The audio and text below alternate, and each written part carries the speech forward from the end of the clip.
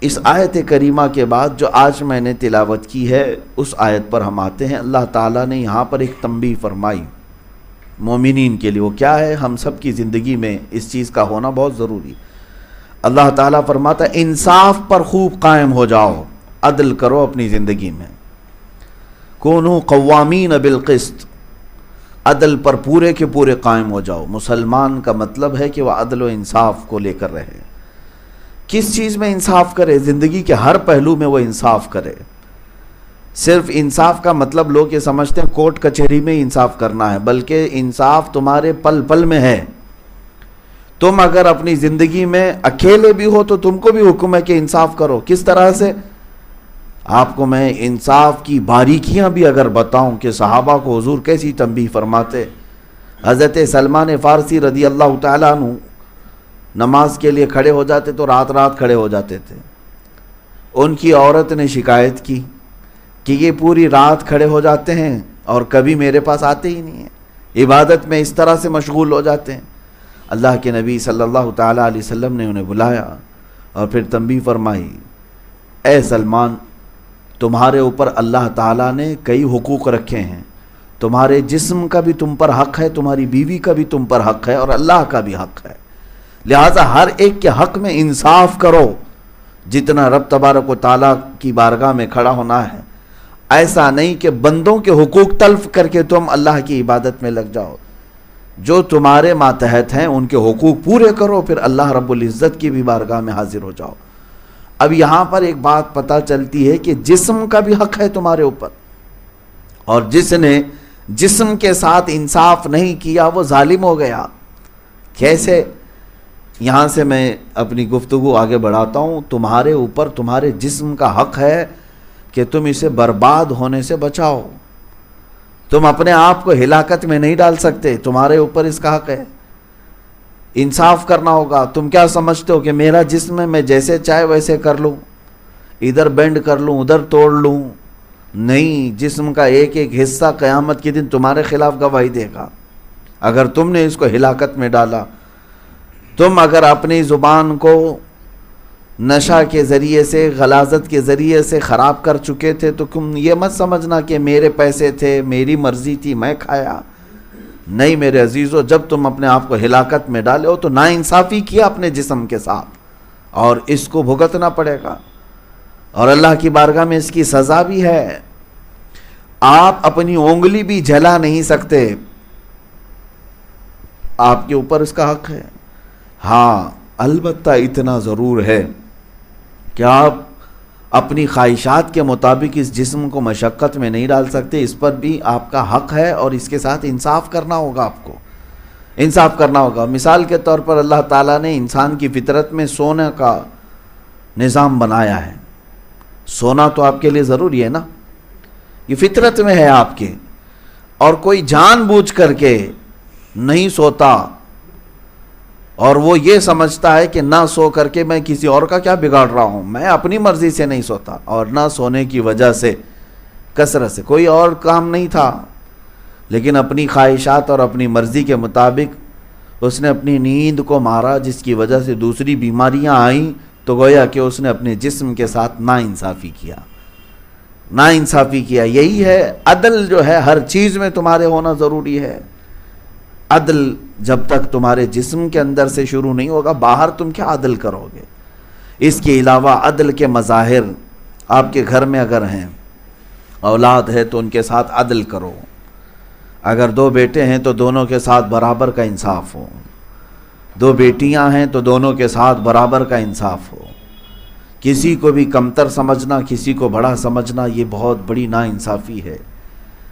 بیویاں ہیں تو ان کے لیے بھی قرآن پاک میں حکم یہی ہے کہ ان کے ساتھ انصاف کرو، عدل کرو۔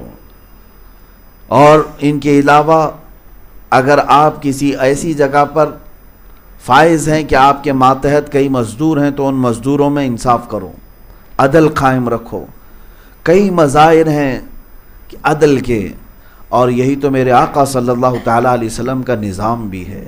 آپ دیکھیں وہ رسول پاک صلی اللہ تعالیٰ علیہ وسلم، کوئی اگر یہ سمجھتا ہو کہ میں تو عدل سے بھی برتر ہوں، میں کیا انصاف کے کٹہرے میں آؤں گا، اگر کوئی جج بھی یہ سوچے میں خود لوگوں کا انصاف کرتا ہوں، میرے لیے تھوڑی نا انصاف کوئی ہے، نہیں، انصاف کرنے والا بھی انصاف کے کٹہرے میں ہوگا، عدل اس پر بھی لاگو ہوگا۔ ایک بار مصطفیٰ کریم صلی اللہ تعالی علیہ وسلم صحابہ اکرام رضوان اللہ تعالی علیہم اجمعین کے درمیان اعلان فرماتے ہیں، اگر کسی کا میرے اوپر کوئی حق باقی ہے تو وہ لے سکتا ہے، اگر کسی کا کوئی حق باقی ہے تو لے سکتا ہے۔ تو صحابہ میں سے ایک صحابی کھڑے ہوئے اور کہا، یا رسول اللہ، میرا آپ کے اوپر حق باقی ہے۔ سب صحابہ ان کی طرف دیکھنے لگے کہ کون ہے، حضور پر اس کا کیا حق باقی ہے؟ تو حضور نے فرمایا، جو حق ہے بتاؤ۔ کہا، آپ جنگ کی تیاری کے درمیان صف سیدھی کر رہے تھے یا نماز کی حالت میں صف سیدھی فرما رہے تھے، میں صف سے تھوڑا سا آگے بڑھ گیا تھا، آپ کے ہاتھ میں چھڑی تھی، آپ نے مجھے چھڑی سے مارا تھا صف سیدھی کرنے کے لیے۔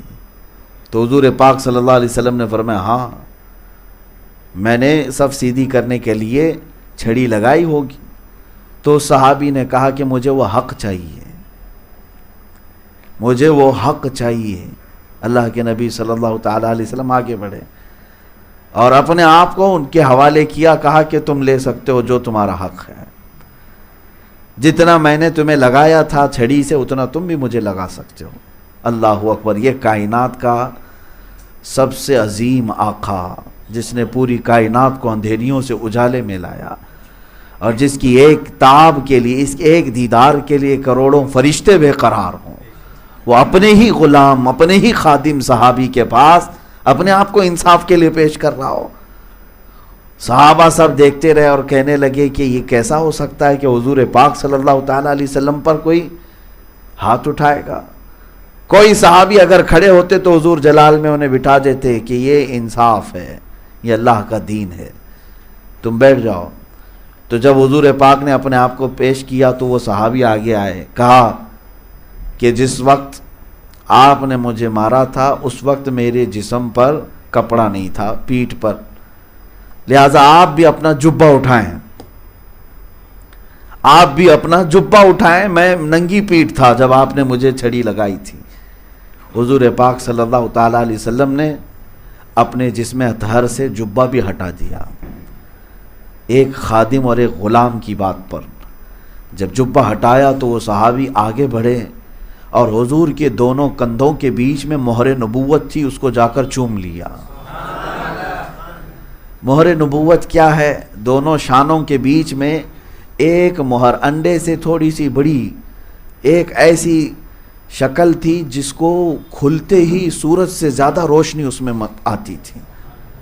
حضور پاک صلی اللہ تعالی علیہ وسلم کی وہ مہر نبوت ہے، آپ کے خاتم النبیین ہونے کی علامت تھی، اور صحابہ وہ دیکھنے کے لیے بھی بے قرار رہتے تھے کہ کبھی تو وہ مہر نبوت بھی نظر آئے، اور وہ صحابی مہر نبوت کو چوم لیے اور اس کے بعد کہے، میں نے میرا حق لے لیا، میں نے میرا حق لے لیا۔ لیکن میرے عزیزوں، واقعہ جو ہے، حدیث جو ہے، صحابی نے اپنا عمل کیا، انہیں حضور صلی اللہ علیہ وسلم کی مہر نبوت کا بوسہ چاہیے تھا، وہ اس راستے سے چلے تو گئے، لیکن رسول پاک کو تو دیکھیں، اگر کوئی غلام بھی کہتا ہے کہ مجھے حق چاہیے تو اپنے آپ کو سپرد کرتے ہیں۔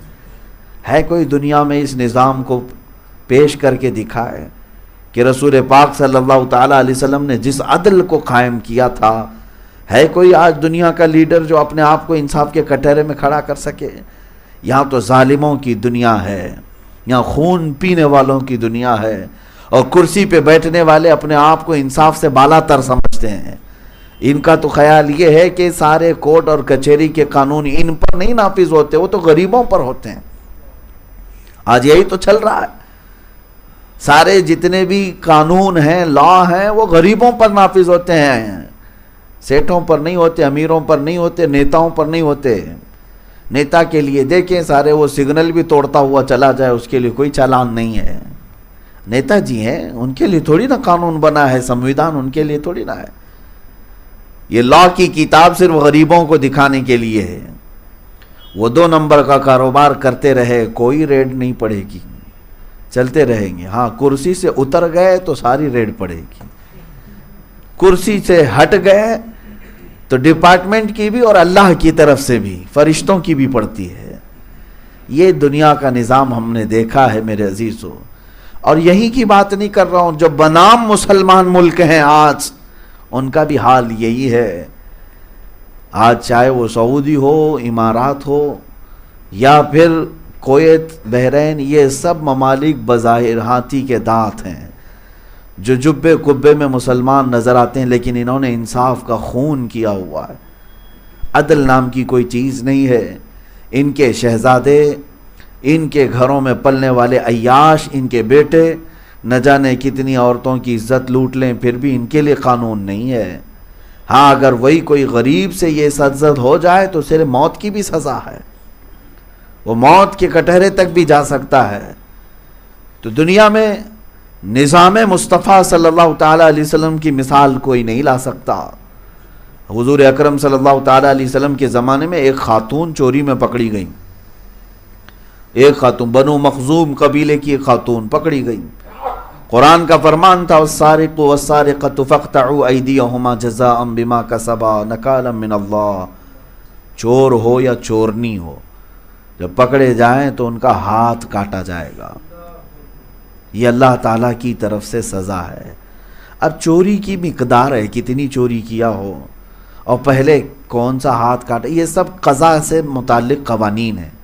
آپ نے صرف اتنا ہی سنا ہوگا کہ ہاتھ کاٹا جائے گا، اس کے بہت سارے پروسیس ہیں، ثابت ہونا چاہیے، گواہ ہونا چاہیے، اور پھر اس چور نے کتنی مقدار میں چوری کیا اور کون سی چیز کی چوری کیا، بڑے مسائل ہیں۔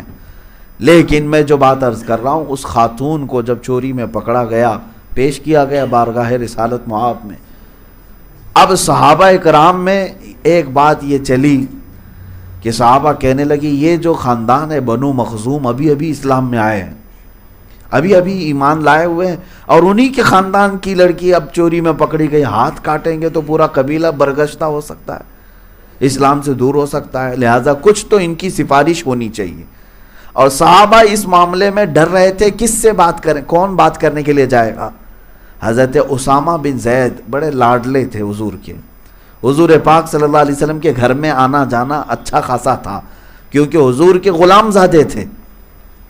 حضور پاک صلی اللہ تعالیٰ علیہ وسلم کے بیٹے حضرت زید منہ بولے بیٹے تھے، ان کے بیٹے حضرت اسامہ بچپن سے حضور کے گھر میں آنا جانا، ازواج مطہرات کے سارے گھروں میں ان کا آنا جانا تھا، چھوٹی عمر کے تھے۔ تو سارے صحابہ نے حضرت اسامہ کو تیار کیا کہ جاؤ حضور سے یہ بات کہو کہ یہ جو خاندان کی لڑکی پکڑی گئی ہے، اس کے ساتھ تھوڑا سا رعایت کی جائے، اسے چھوٹ دی جائے، یا پھر جو سزائے الہی ہے اس میں تھوڑا سا کمی کر دی جائے۔ حضرت اسامہ صحابہ کے ریپریزنٹیٹیو بن کر کے گئے، ان کے نمائندے بن کر کے گئے، اور حضور پاک صلی اللہ تعالیٰ علیہ وسلم کے پاس آئے، کہا یا رسول اللہ صلی اللہ علیہ وسلم، سب کا خیال یہ ہے کہ بنو مخزوم قبیلہ ابھی ابھی اسلام میں آیا اور انہی کی لڑکی پکڑی گئی اور آپ سزا سنا رہے ہیں، اس کو ہاتھ کاٹا جائے گا۔ حضور پاک صلی اللہ تعالیٰ علیہ وسلم نے حضرت اسامہ سے کہا یہ بات کس نے کہا تم سے؟ وہ ڈر گئے، کہا سارے صحابہ کا اس طرح خیال تھا۔ اللہ کے نبی صلی اللہ تعالیٰ علیہ وسلم جلال میں اپنے حجرے سے باہر آئے، سیدھے ممبر پر کھڑے ہو گئے، اور اللہ کے رسول صلی اللہ علیہ وسلم نے اس وقت جو خطبہ دیا، حضرت اسامہ کو بھی زجر کرتے ہوئے فرمایا کیا تو اللہ کے حدود میں سے کسی حد میں سفارش کرنے آیا میرے پاس، اللہ کے حدود میں؟ اور پھر حضور پاک صلی اللہ علیہ وسلم کے جلال کا انداز یہ تھا، فرماتے ہیں لو فاطمہ بنت محمد سرقت لقطعت یداہا، سنو ہے لوگو، محمد کی بیٹی فاطمہ سے بھی اگر یہ کام ہوتا تو میں اس کے بھی ہاتھ کاٹتا، میں اس کے بھی ہاتھ کاٹ دیتا۔ تم تو بنو مخزوم قبیلے کی خاتون کے بارے میں کہہ رہے ہو، محمد صلی اللہ علیہ وسلم کی بیٹی، میرے گھر میں اگر ایسا ہو جاتا بفرض محال۔ اللہ نے حضور کے اہل بیت کو ہر عیب سے پاک رکھا ہے، لیکن رسول پاک نے عدل کا وہ اعلیٰ نمونہ پیش فرمایا، ارشاد فرماتے میں ہاتھ کاٹ دیتا، اور پھر یہ جملہ ارشاد فرمایا تم سے پہلے والی قوموں کو اللہ نے ہلاک و برباد کیا، اس لیے کہ جب ان کے عزت دار لوگ گناہ کرتے تو انہیں سزائیں نہیں دی جاتی، جب ان کے غریب لوگ کام کرتے، گناہ کرتے تو انہیں سزائیں دی جاتی تھیں۔ لیکن اسلام عدل کا نام ہے، انصاف کا نام ہے، یہاں سب کو برابر رکھا جائے۔ عزیزان گرامی وقار، آج میں مانگ بھی یہی کرتا ہوں کہ یہ جو معاشرے میں ڈس بیلنس ہوتا جا رہا ہے، لوگ آج دیکھ رہے ہیں کہ ہمارے ہاں بھی قوانین خطرے میں آ گئے، ہمارا لا خطرے میں آ گیا، یہاں جس کی لاٹھی اس کی بھینس چل رہا ہے۔ اور اگر امن و امان چاہتے ہو تو مجھ سے مشورہ لے لو کہ نظام مصطفیٰ قائم کرو، حضور پاک صلی اللہ تعالیٰ علیہ وسلم کے قوانین کو اڈاپٹ کر کے تو دیکھو امن و امان آئے گا۔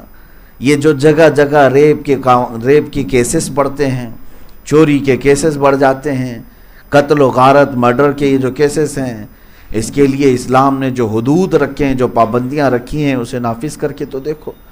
اب یہ میری بات کو سن کر کے کوئی ہو سکتا ہے واویلا مچا ہے، لیکن میرے عزیزو، ہم نے ان بڑے نیتاؤں سے بھی سنا ہے جن کا اسلام سے تعلق نہیں، جب کئی بیٹیوں کی عزت اچھالی گئی تو انہوں نے بھی آواز یہ اٹھائی کہ اسلامی قانون ہونا چاہیے۔ اسلامی قانون کے طور پر ہمارے ممبئی کے ہی کئی بڑے بڑے دگج نیتا جن کو کہا جائے، انہوں نے بھی مطالبہ کیا تھا کہ اسلام میں جو قانون ہے ریپ پر، زنا پر، وہ نافذ کر دو تاکہ دوسرا کوئی ایک کام کرنے سے ہمیشہ کے لیے گھبرائے۔ تمہیں کسی نہ کسی دن احساس ہوگا کہ نظام مصطفیٰ ہی پوری کائنات کو امن بخشتا ہے۔ عزیزان گرامی وقار، عدل اور انصاف کے ترازو کو اگر کہیں مثالوں میں دیکھنا ہو تو اسلام کے دائرے میں دیکھو۔ باقی سارے لوگ، نوشیروان نام کا ایک بادشاہ تھا جس کا عدل مشہور تھا کہ نوشیروان عادل بادشاہ تھا، لیکن بڑا عادل بادشاہ جس کے عدل مشہور تھے، اس کے بھی بارے میں تاریخ میں ہم نے پڑھا تو ایک مرتبہ اس کے خلاف کسی عورت نے کچھ مقدمہ کیا تھا یا کچھ معاملہ ہوا تھا تو اس کو پہاڑ کی چوٹی سے ڈھکیل کر گرا دیا گیا تھا۔ یہ وہ عادل لوگ ہیں جن کا عدل مشہور ہے۔ میرے عزیزو، رسول پاک صلی اللہ تعالیٰ علیہ وسلم کے نظام میں ایسا کوئی عدل کے خلاف کام کرنے والا تمہیں نظر نہیں آئے گا۔ وقت کا خلیفہ بھی، حتیٰ کہ حضرت عمر ابن خطاب رضی اللہ تعالیٰ عنہ جب خلیفہ تھے، جانتے ہیں آپ، جو گورنر آپ نے منتخب کیے ہوئے تھے، ہر شہر کا ایک گورنر، ہر مہینے ان کی خبر گیری کے لیے قاصد بھیجتے تھے، یہ گورنروں کو دیکھ کر کے آؤ کس شان سے رہ رہے ہیں۔ اگر کسی گورنر کے پاس عمدہ نسل کا گھوڑا دیکھتے تو دوسرے دن اس گورنر کو طلب کر لیتے تھے کہ یہ گھوڑا تمہارے پاس کہاں سے آیا، کہیں پیسوں کی لین دین ہیرا پھیری تو نہیں شروع کر دیا، آپ کو شہر کا گورنر بنایا گیا، تمہارے پاس گھوڑا کیسے آیا۔ انہیں حساب دینا پڑتا حضرت عمر فاروق کے پاس۔ اگر کوئی نیا گھوڑا خرید بھی لیتا، گورنر کی بات کر رہا ہوں، ہاں، حضرت عمر فاروق کے نظام میں یہ تھا کہ عام آدمی جو چاہے خرید لے، لیکن گورنر کی سیٹ پر بیٹھنے والا اگر ایک سواری نہیں خرید لیتا تو اس سے باز پرس ہونا شروع ہو جاتی۔ یہاں تک کہ اگر کوئی قیمتی لباس پہنتا تو حضرت عمر اسے طلب کرتے اور دوسرے گورنر کو وہاں بھیج دیتے، آؤ تم مسجد نبوی میں بیٹھو، اعتکاف میں بیٹھو، اب تمہارا کام عبادت کا ہے۔ گورنری ان سے ختم کر دی جاتی۔ اب یہاں سے ایک بات میں یہ بھی بتا دوں، حضرت خالد بن ولید، کون نہیں جانتا سیف اللہ کو، زندگی میں 125 جنگیں لڑیں اور ہر جنگ میں اللہ نے انہیں فتح عطا فرمایا۔ لیکن جانتے ہیں حضرت عمر فاروق رضی اللہ تعالیٰ عنہ کا زمانہ آیا، حضرت خالد کب سے لڑ رہے ہیں؟ حضور کے زمانے سے، حضرت ابو بکر کے زمانے میں، حضرت عمر کے زمانے میں بھی جنگوں میں شرکت کرتے رہے، لیکن سپہ سالار آپ ہی رہتے تھے، اکثر جنگوں کا سپہ سالار آپ کو رکھا جاتا تھا۔ حضرت عمر آئے تو حضرت خالد بن ولید کو ان کے عہدے سے معزول کر دیا۔ لوگوں کو ایسا لگتا ہے کسی کو عہدے سے ہٹا دینا یہ عیب کی بات ہے۔ حضرت عمر، اور وہ بھی کس کو معزول کر رہے ہیں؟ خالد بن ولید کو، جن کو خود رسول اللہ نے سیف اللہ کہا ہے۔ اور حضرت خالد نے کوئی اعتراض نہیں کیا کہ مجھے کیوں ہٹایا گیا، مجھ سے بڑا کوئی جنگجو ہے، مجھ سے بڑا کوئی سپہ سالار ہے. ہٹ گئے, اپنے گھر پر آرام فرمانے لگے. حضرت عمر ابن خطاب رضی اللہ تعالیٰ عنہ کے پاس کئی لوگ آئے, امیر المومنین, دیکھیں اسلام کا کیسا نظام ہے. کہا کہ آپ کو ان سے کیا مطلب تھا؟ وہ جس جنگ میں جاتے ہیں فتح ان کے قدم چومتی ہے, کامیابی ان کے قدم چومتی ہے, اور فتح کا جھنڈا گاڑ کر آتے ہیں. آپ نے انہیں معزول کر دیا. سنیں سیدنا عمر ابن خطاب کیا فرماتے ہیں, اللہ ہو ایمان ہو تو ایسا ہو. فرماتے ہیں خالد بن ولید کی ساری صلاحیتیں اپنی جگہ پر, ان کی قیادت, ان کی سپہ سالاری اپنی جگہ پر, میں نے معزول اس لیے کیا کہ دنیا کو یہ پتہ چلے کہ ہم جو فتح حاصل کرتے ہیں وہ خالد کی وجہ سے نہیں, اللہ کی وجہ سے. ہاں, کوئی ذہن میں یہ بات نہ رکھ لے کہ خالد بن ولید ہے اس لیے ہی فتح ہوتا ہے. ہم دنیا کو یہ بتانا چاہتے ہیں ہم اللہ کے بندے ہیں اور محمد عربی کے غلام ہیں. ابھی جو بات میں نے تھوڑی دیر پہلے کہا کہ دین کسی سے نہیں ہے کہ اس کے بغیر دین نہیں چلے گا, ایسا نہیں ہے.